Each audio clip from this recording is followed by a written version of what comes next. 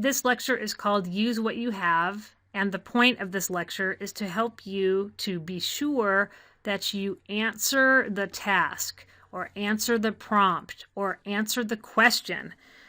It is part of American English and British English, what we consider to be good writing on a test is different than, writing a book, but on a test is to answer the question in a certain way. And one of the ways that is usually expected of students is to include the question in your answer. So that's what we're going to be talking about for this lecture. What I've done is I've just taken a prompt from the TOEFL IBT exam. This is uploaded in the document section of this lecture, as well as some sample prompts for the IELTS. I'm sure you know them. They're free. You just get them from the testing sites. All right, so here it is. Childhood is the most important time of a person's life. Do you agree or disagree with this statement? Be sure to explain your reasoning with specific details and examples. All right, so let's look at this carefully. At the top here, it says, read and think about the following statement. When you see this here, read and think, this is a very subtle and nice way for the test people to tell you, be creative, be original. Don't just start talking about something very common and boring. Let me tell you something about how these tests are likely graded. I myself have never graded for the IELTS, but I have graded for other types of tests in the United States. And usually the way it works is a bunch of teachers, they gather at like a hotel or something. It's a part-time job, and they sit at tables, and each teacher has a stack of essays, and they spend several hours reading through them. You have about 4 seconds to kind of get their attention and to make sure that they're on the right track. They're reading dozens or maybe even hundreds of these prompt responses, all in the same day. So by the time they get to yours, they've most certainly have read, a bajillion already. So you kind of want to keep that in mind and make your response as interesting as you possibly can for the English level that you have. That's what this means, read and think. Okay. Now, the question is actually, do you agree or disagree with the statement? So that's the verb, all right? Do you agree or disagree? So this is the verb that you want to include in the first sentence of your response. Then it says, be sure to explain your reasoning with specific details and examples. Details are not the same thing as examples. Details are adjectives that really relate to the 5 senses. What do things look like? What do you hear? How does it feel? What smells are there? What does the food taste like? Or what have you, right? Examples are usually events, or you may want to relate this answer to a book you have read or a film you have seen, okay? So they're different. So be sure that you have both of those. My first sentence needs to include the verb. I agree that childhood is the most important time of a person's life. So here I use the verb that they gave me, and I rewrote the prompt.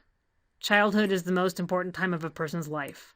This way, if for some reason, I can't imagine how, but it's possible, I guess, in this world that the prompt is separated from the rest of your essay. Who knows what goes on, okay?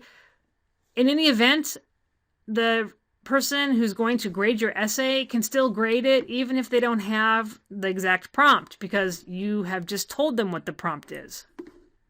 Now, after I do this, I want to get to the point right away, and I want to lead up to what is probably going to be my thesis statement, or a more specific element of the thesis statement.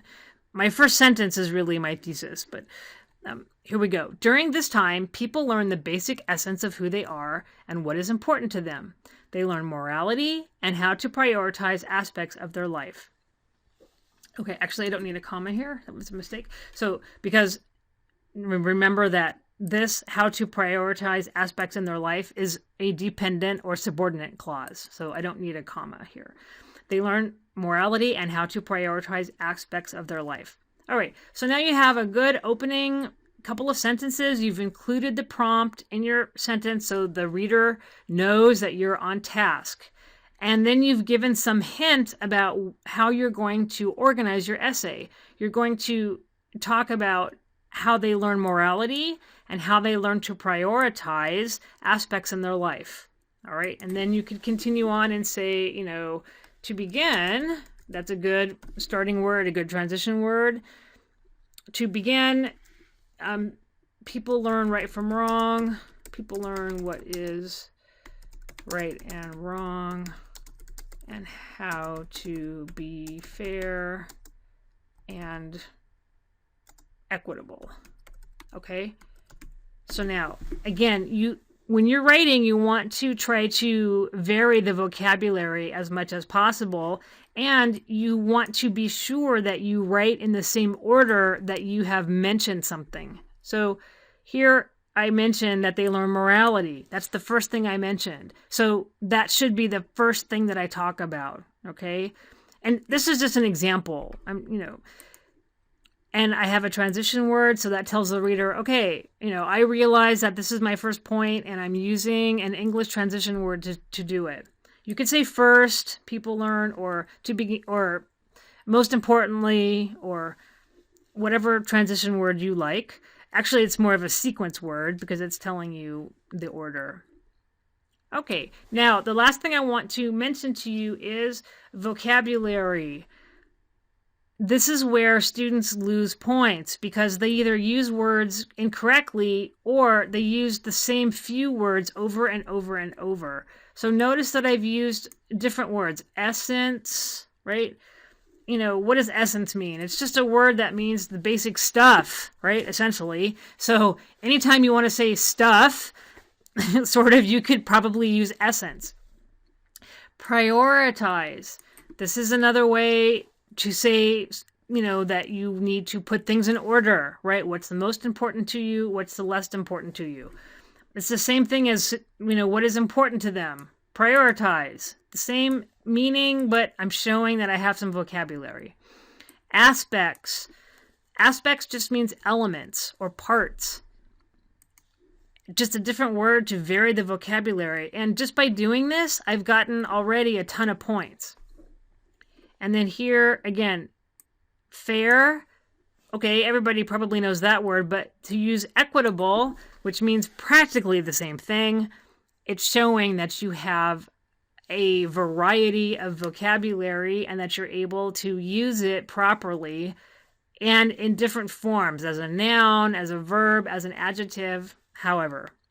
All right, that is my 2 cents about using what you have and making sure that you include the prompt in the first sentence of your answer.